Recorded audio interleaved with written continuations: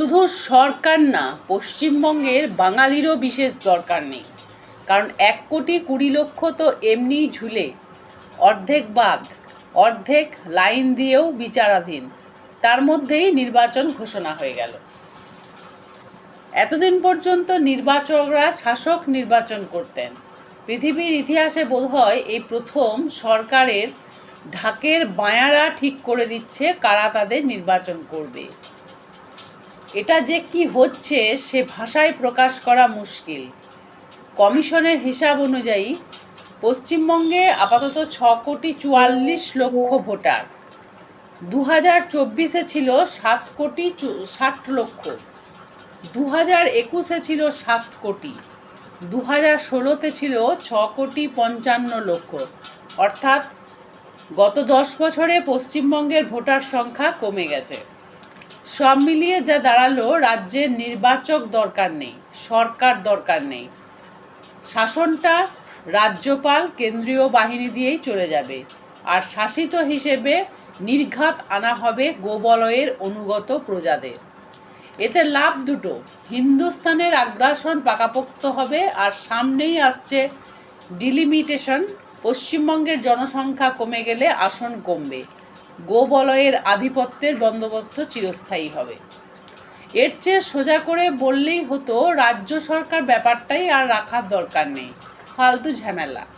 মাথার উপর চন্দ্র সূর্য আছে, দিল্লিতে উনিজি, বঙ্গে সুবাদার রাজ্যপাল, ঢাকের বায়া নির্যাতন কমিশন, আর দিল্লির কেন্দ্রীয় বাহিনী ওই দিয়েই চলে যাবে। গতকালই 73 জন রিটার্নিং অফিসার বদল, গোটা প্রশাসনের মাথাকে বদলে দেওয়া হয়েছে। রাজ্যের মাথায় এসেছেন কুখ্যাত রাজ্যপাল। 2.5 লাখ কেন্দ্রীয় বাহিনী আসছে, যাদের বিরুদ্ধে কোনো এফআইআর করা যাবে না।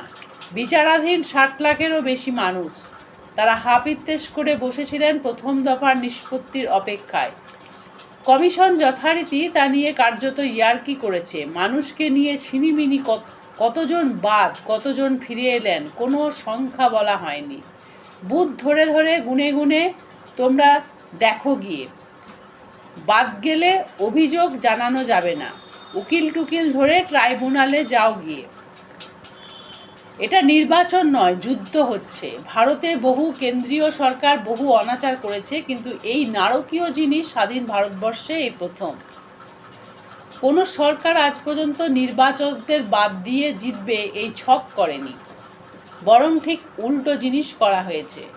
নির্বাচনী প্রতীক ভারতে আবিষ্কার হয়েছে যাতে স্বাক্ষর হোক বা নিরক্ষর একটি মানুষও বাদ না যায়। ভোটাধিকারের জন্য পরীক্ষা দিতে হবে, এই শয়তানি কারো মাথায় আসেনি। আরেকটা জাতিকে কোণঠাসা করে পিষে মারা হবে, ভোটাধিকার কেড়ে প্রশাসন দখল করে গোবলয়ের হিন্দুস্তানি বাহিনী নামিয়ে। এ তো অকল্পনীয়। এই অকল্পনীয় জিনিসটাই এরা করছে। 10 ভাগের 1 ভাগ মানুষকে ঝুলিয়ে রেখে উৎসব হয় না, ভোট তো হয়ই না, সেই দিকেই এগোনো হচ্ছে। অনেকেই বাইনারির কথা বলেন। বাইনারি সত্যি তৈরি হয়েছে, কেন্দ্র বনাম পশ্চিমবঙ্গ, গোবলয় বনাম বাংলা, বর্গী বনাম বাঙালি। যুদ্ধের সময় যেমন হয়, কেউ এই বাইনারির বাইরে নয়। কমিশনের চিঠিতে যে বিজেপি স্ট্যাম্প পাওয়া গেছে, সে আর প্রতীকী টতীকী নয়। প্রতীক যদি হয়ও, সেটা যুদ্ধ ঘোষণার।